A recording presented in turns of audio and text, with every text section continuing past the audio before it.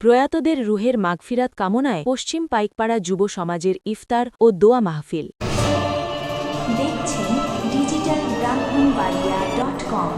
আমরা স্বাধীনতা ও উন্নয়নে বিশ্বাসী। ব্রাহ্মণবাড়িয়া পৌরসভার ২ নং ওয়ার্ডের পশ্চিম পাইকপাড়া এলাকার প্রয়াত সকল বাসিন্দার রুহের মাগফিরাত কামনায় এক বিশাল ইফতার ও দোয়া মাহফিল অনুষ্ঠিত হয়।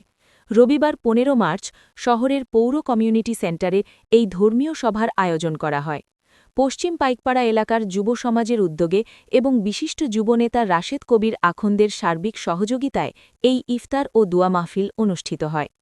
আয়োজকরা জানান, এলাকার যে সকল মুরব্বী ও বাসিন্দা ইতোমধ্যে ইন্তেকাল করেছেন, মূলত তাদের স্মরণ করে এবং তাদের পরলৌকিক শান্তি কামনার্থেই এই আয়োজন করা হয়েছে। অষ্টম বর্ষে পৌর কমিউনিটি সেন্টারে এলাকার মুরব্বী ও যুব সমাজসহ প্রায় ৬ শতাধিক রোজাদার একত্রে ইফতার করেন। ইফতারের পূর্বে এক বিশেষ মোনাজাত অনুষ্ঠিত হয়। মোনাজাতে পশ্চিম পাইকপাড়া এলাকার প্রয়াত সকল ব্যক্তির রুহের মাগফিরাত কামনা করে মহান আল্লাহর দরবারে বিশেষ দোয়া করা হয়। একই সাথে দেশ, জাতি ও মুসলিম উম্মার শান্তি ও সমৃদ্ধি কামনা করা হয়।